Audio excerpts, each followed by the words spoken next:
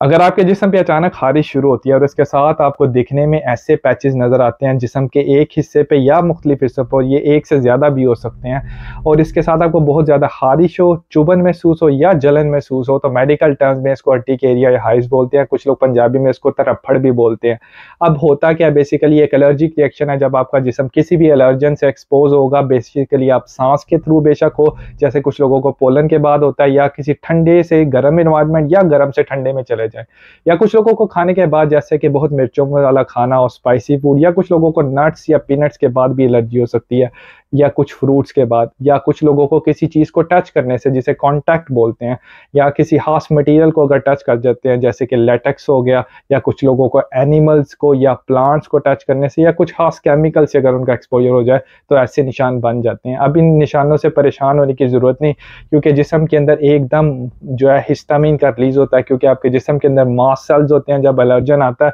तो वो बहुत ज़्यादा हिस्टामिन को ब्लड के अंदर पुश करते हैं, और उससे आपके ब्लड वेसल जो सुपरफिशियल होते हैं उनके अंदर ब्लड की पूलिंग हो जाती है और वहाँ पे स्वेलिंग हो जाती है। अब इसका इलाज सिंपल एंटी हिस्टामिन्स है, जो कि किसी भी फार्मेसी पे, फार्मासिस्ट की एडवाइस पे ओवर द काउंटर आपको मिल जाएंगे, डॉक्टर की प्रिस्क्रिप्शन नहीं। मार्केट में ये खुले आम पेरिटॉन के नाम से, जेरिटा या रिजिक्स के नाम से अवेलेबल होते हैं। आप वो टैबलेट ले सकते हैं।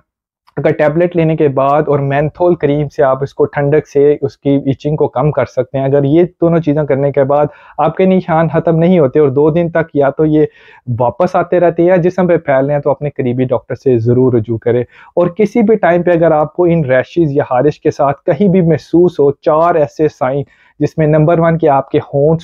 जो सूज रहे हो, या आपकी टांग सूज रही हो, या आपका गला बहुत ज़्यादा टाइट महसूस हो रहा हो और आपको सांस लेने में दिक्कत महसूस हो रही है, या आपको चक्कर आ रहे हो, ये चारों ऐसी अलामात है जिसमें आपको फ़ौरन हॉस्पिटल में इमरजेंसी में जाना पड़ेगा, क्योंकि ये एनाफिलैक्सिस रिएक्शन की अलामात हो सकती हैं। बराए मेहरबानी अगर आपको मेरी वीडियो पसंद आई है तो मेरे चैनल को सब्सक्राइब कीजिए, इस वीडियो को दूसरे लोगों के साथ शेयर करके अवेयरनेस क्रिएट कीजिए।